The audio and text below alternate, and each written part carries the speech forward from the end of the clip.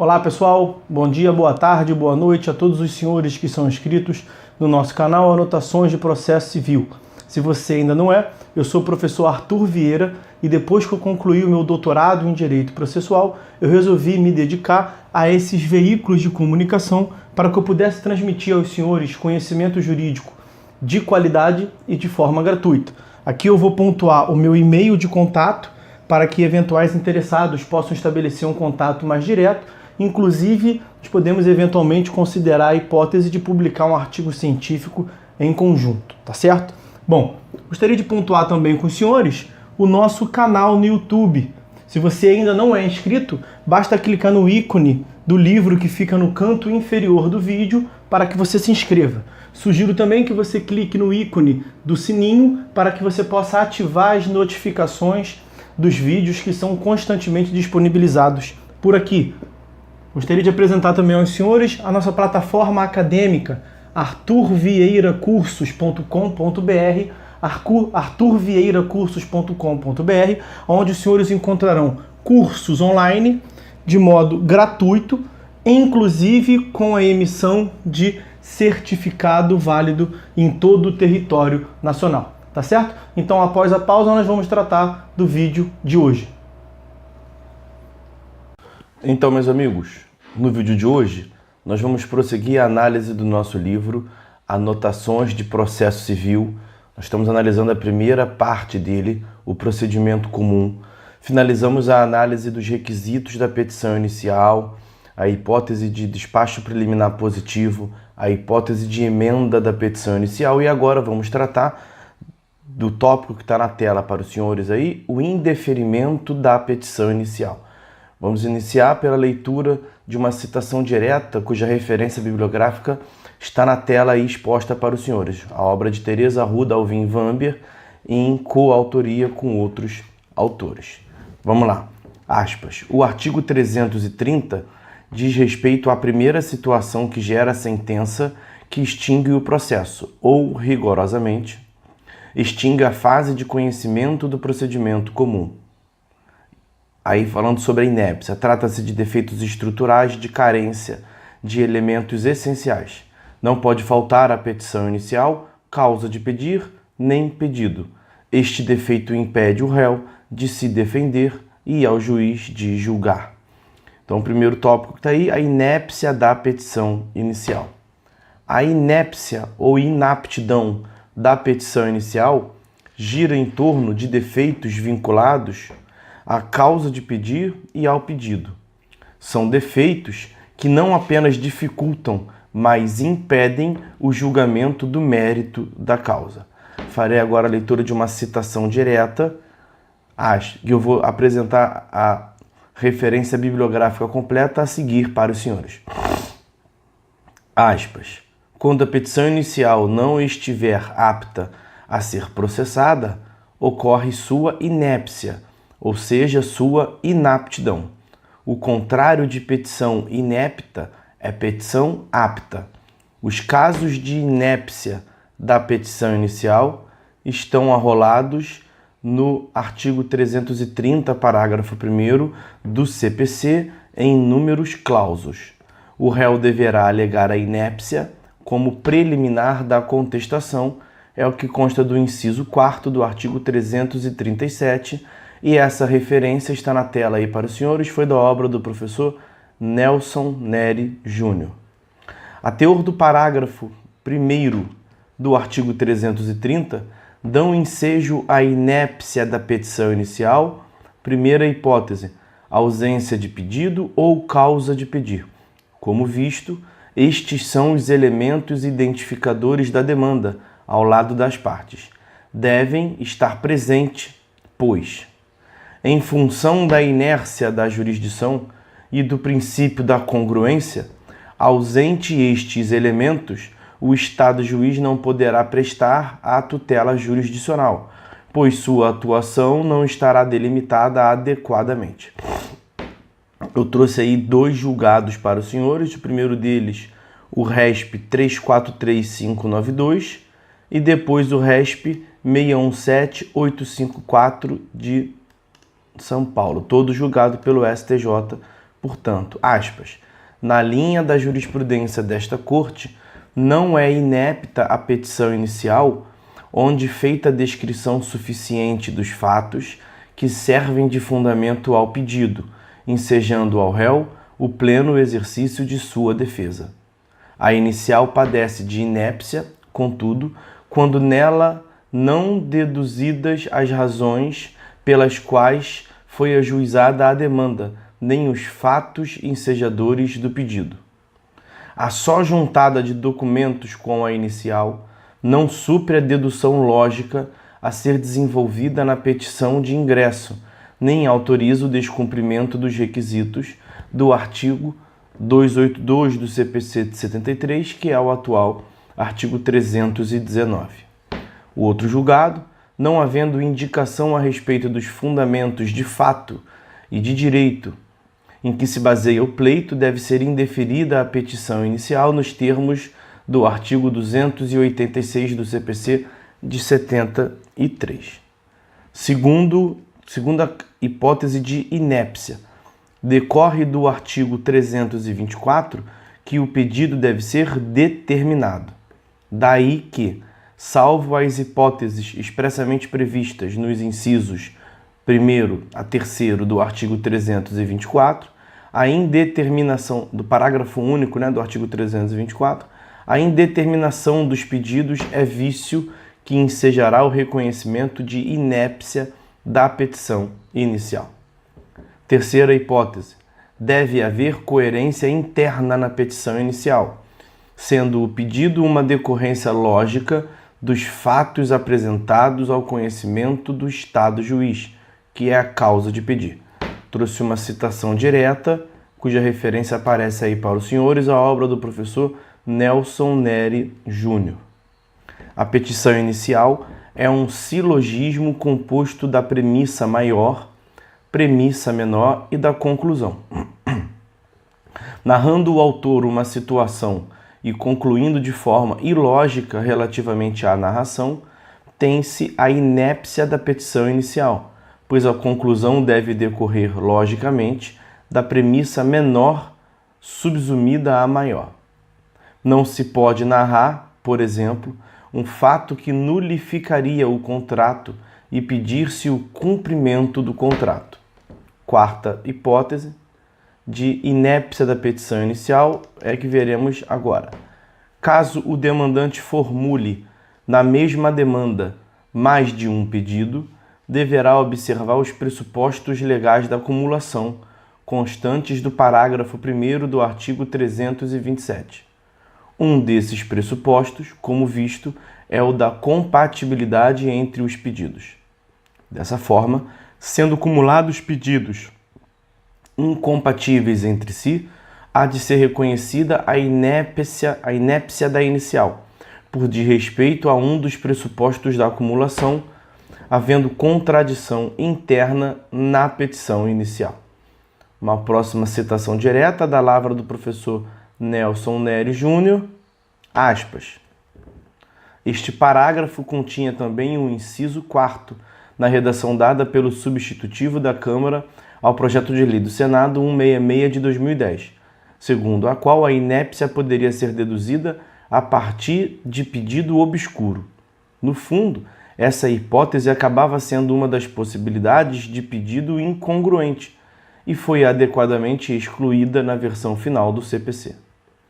Vistas as causas que ensejam a decretação de inépcia da petição inicial e o seu consequente indeferimento, acarretando a extinção do processo sem resolução do mérito, insta a realçar que os casos de inépcia da petição inicial estão arrolados em hipóteses taxativas, número clausus, no parágrafo 1º do artigo 330 do CPC.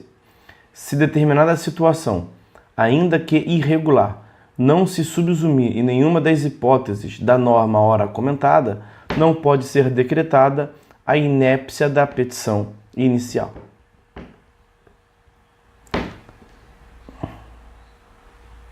Próximo item, manifesta a ilegitimidade da parte e ausência de interesse de agir. A legitimidade da parte e o interesse de agir são, no sistema processual novo, as condições para o regular exercício do direito de ação. Ausente uma delas de forma irreparável, há de ser indeferida a petição inicial. Eu trouxe para os senhores uma citação direta da lavra do professor Nelson Neri e um julgado, uma referência jurisprudencial, recurso especial 758622. Vamos à leitura deles. Aspas. As condições da ação, legitimidade das partes e interesse processual devem estar presentes desde o início do processo, devendo permanecer existente até o momento da prolação da sentença de mérito. A próxima referência jurisprudencial, o reconhecimento da ilegitimidade ativa não pode ser concebido como simples erro na petição inicial, passível de correção. Iniciado o processo sob uma titularidade, a alteração no polo ativo por meio de emenda corresponderia a uma substituição processual, mormente quando é determinada após a citação. Hipótese expressamente vedada, salvo exceções não presentes no caso, a teor do artigo 264 do Código de Processo Civil. Esse artigo se refere ao CPC de 73. E aí, eu vou deixar aqui mais um pouquinho a referência jurisprudencial desse julgado, recurso especial 758622. Falta de informação dos dados do advogado. Se a parte não se desincumbir do ônus de indicar o endereço e o número de inscrição do profissional que a representa em juízo nos quadros da Ordem dos Advogados do Brasil, mesmo após ter sido instada para tanto pelo juízo, sua petição inicial será indeferida. Os parágrafos 2º e 3º do artigo 330 tratam da hipótese especial relacionadas a um determinado tipo de ação. Primeira citação que eu trago para os senhores, da lavra da professora Teresa Arruda Alvim Vamber, em obra de coautoria. Aspas.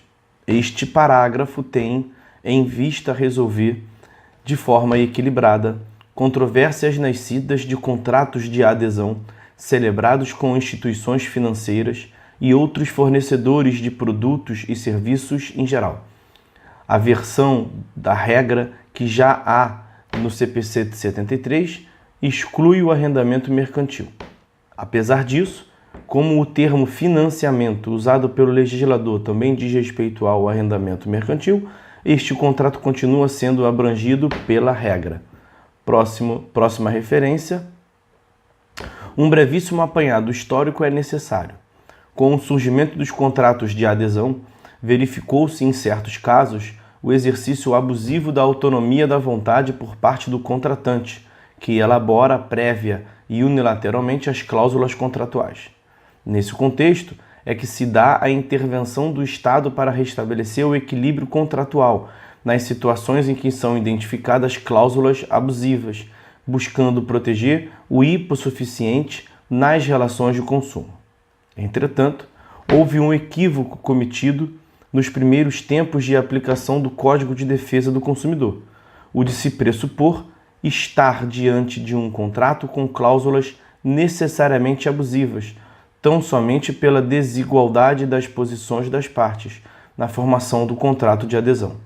Talvez, por essa razão, em muitas dessas ações em que o autor se dizia hipossuficiente, obtinha liminarmente a suspensão de certas cláusulas contratuais.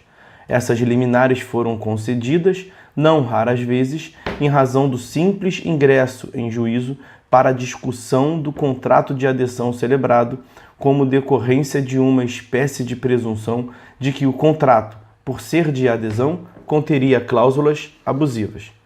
Muitas dessas ações foram ajuizadas sem o mínimo de fundamento fático ou jurídico, no intuito exclusivo de protelar o cumprimento de obrigações contratuais, sendo evidente a má-fé processual e contratual por parte desses autores.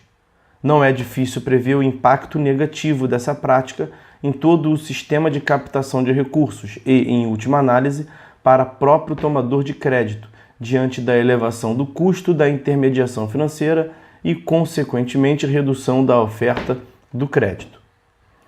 O histórico de leis e decisões para combater esta situação começou em 2004, com a Lei 10.931 de 2004, tendo havido inúmeras decisões relevantes, e acabou por desembocar na inclusão do dispositivo de igual conteúdo no CPC de 73, agora repetido no CPC de 2015.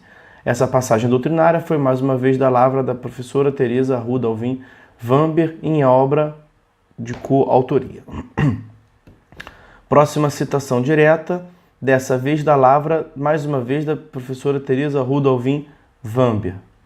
Ao dispor expressamente que o valor incontroverso deve ser pago no tempo e modo contratados, pretendeu o legislador, em primeiro lugar, evitar que o autor recorra ao depósito judicial para efetuar o pagamento do valor incontroverso durante o trâmite da ação revisional e, em segundo lugar, exigir que o pagamento seja feito com a atualização e remuneração previstas no contrato. O indeferimento da petição inicial é uma decisão judicial que impede o trâmite do processo e acarreta a extinção do processo. É de se observar que o indeferimento somente pode ocorrer no início do processo. Barbosa Moreira afirma que equivale a um despacho liminar negativo do juiz, em analogia ao recebimento da petição inicial, denominado despacho liminar positivo, como vimos. Vou indicar uma citação da lavra do professor Nelson Neri Júnior, aspas. As matérias que ensejam o indeferimento da petição inicial são de ordem pública, não estão sujeitas à preclusão, podem ser alegadas a qualquer tempo e em qualquer grau de jurisdição ordinária e devem ser conhecidas ex officio pelo juiz. Tradicionalmente, se afirma que trata-se de uma sentença impugnável por apelação, e é assim que o sistema processual parece encarar a hipótese.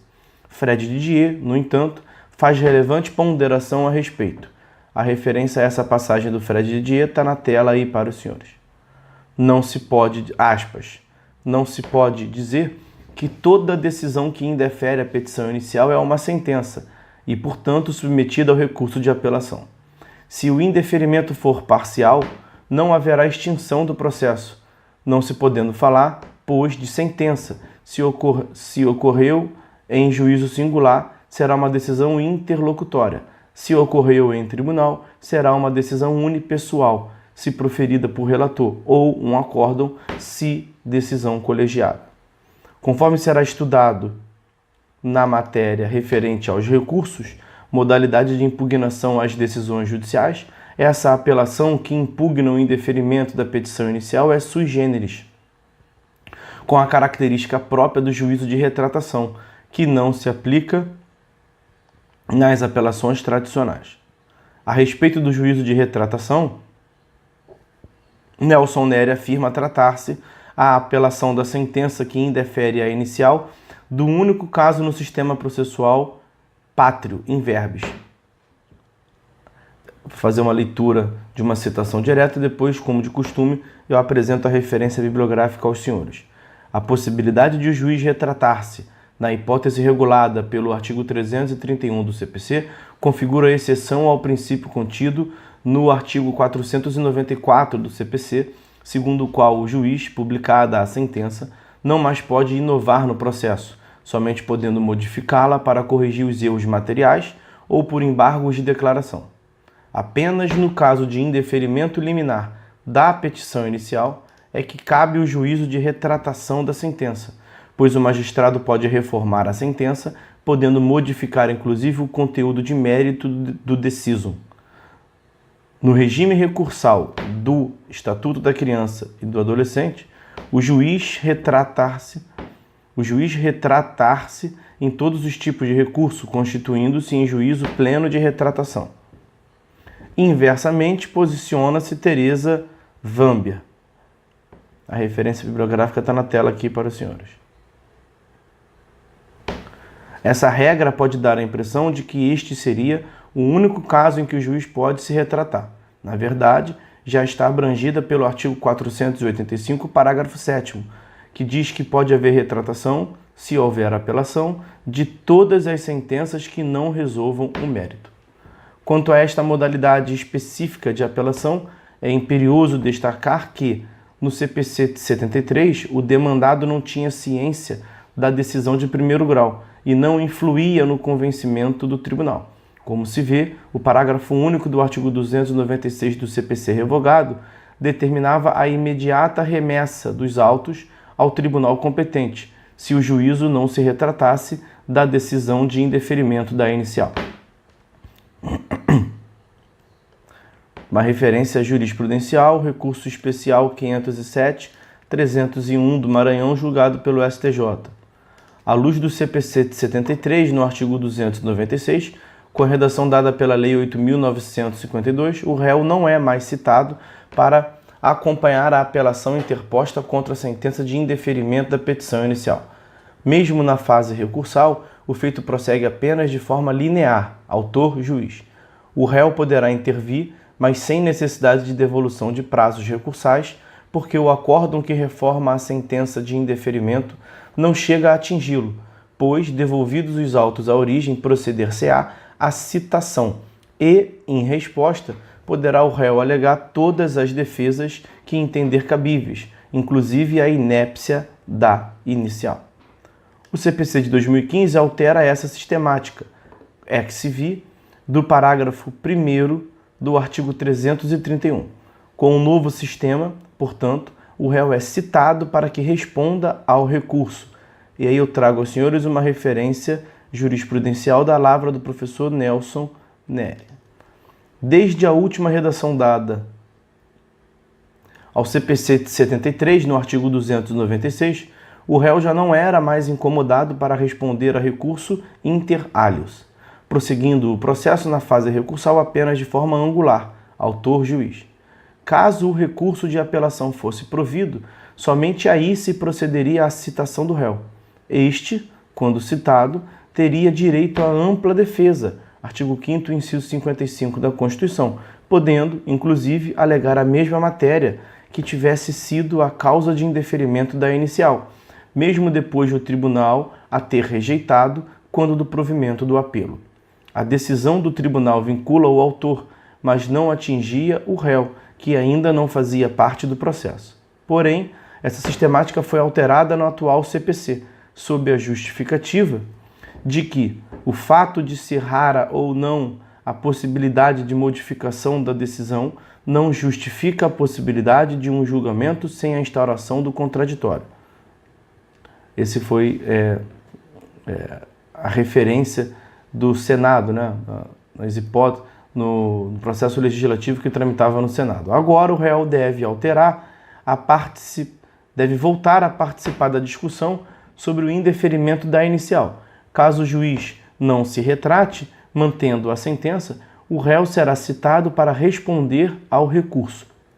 Porém, como ainda não houve contestação, as contrarrazões devem se limitar ao questionamento sobre o indeferimento da inicial. Quanto ao prazo que o juízo dispõe para retratar-se, insta a salientar que se trata de prazo impróprio, seguindo regra geral dos prazos para o juízo. Uma nova citação direta, uma referência bibliográfica de Nelson Neri Jr. Trata-se de prazo impróprio, porque, se descumprido, não há consequência processual relevante. Seria conspirar contra a economia processual entender-se que o juiz, depois de ultrapassados 3 dias, não possa retratar-se, verificando que assiste razão ao autor apelante, deve o juiz retratar-se, evitando a continuação do procedimento recursal em flagrante e intolerável perda de tempo. É admissível a retratação enquanto os autos, com o recurso de apelação, não subirem ao tribunal ad quem. Vamos fazer uma pausa no vídeo por aqui então. O próximo tópico que nós vamos tratar com os senhores num vídeo separado é o da estabilização da demanda. Por hora é só, meus amigos. Fiquem todos com Deus e até a próxima.